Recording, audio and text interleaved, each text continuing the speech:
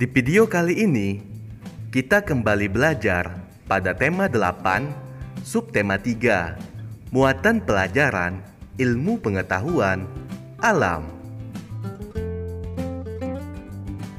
Menjelaskan perbedaan gaya dan gerak. Gaya memiliki hubungan terhadap gerak suatu benda, yaitu sebagai berikut. Yang pertama, gaya dapat membuat benda diam menjadi bergerak.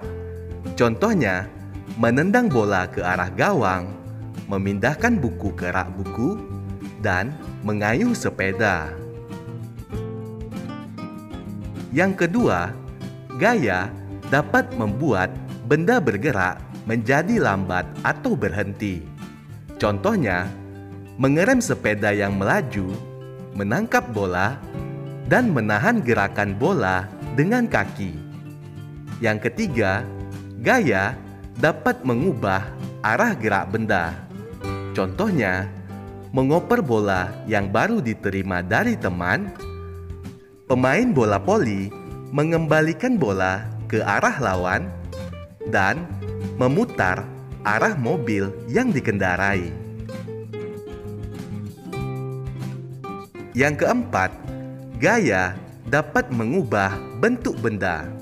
Contohnya, membuat mainan dari plastisin, memotong kue dengan pisau, dan membuat guci dari tanah liat. Ayo perhatikan gambar berikut. Menurutmu, jenis gaya apa yang digunakan untuk menggerakkan gerobak yang ditumpangi pemain karapan sapi? Berikutnya, apa pengaruh gaya terhadap gerobak tersebut? Ayo ceritakan.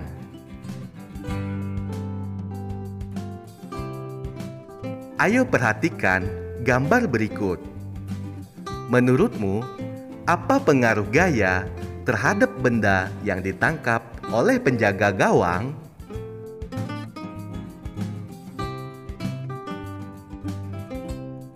Menjelaskan hubungan antara gaya dan gerak. Gaya merupakan tarikan atau dorongan yang memengaruhi keadaan suatu benda.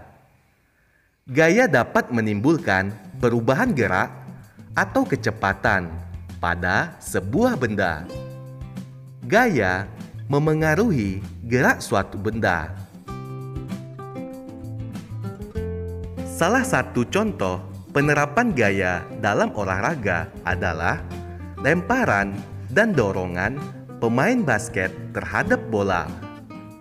Bola basket dapat masuk ke keranjang lawan jika diberikan gaya. Gaya yang dilakukan pemain basket memengaruhi gerak bola basket tersebut.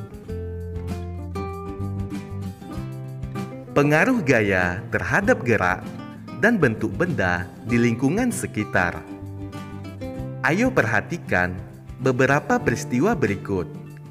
Yang pertama, bermain ketapel.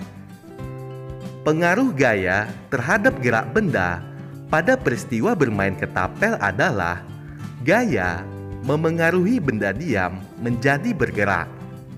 Saat bermain ketapel, kita menggunakan gaya berupa tarikan. Tarikan pada karet ketapel menyebabkan karet menjadi kencang dan memiliki gaya berupa dorongan. Saat tarikan pada karet dilepaskan, dorongan yang terdapat pada karet dapat membuat kerikil yang semula diam menjadi bergerak atau terlempar jauh. Peristiwa yang kedua adalah menimba air. Pengaruh gaya terhadap gerak benda pada peristiwa menimba air adalah gaya dapat memengaruhi benda diam menjadi bergerak. Saat menimba air, kita dapat menarik tali timba agar ember dapat bergerak ke atas. Tarikan yang kita lakukan pada tali disebut gaya.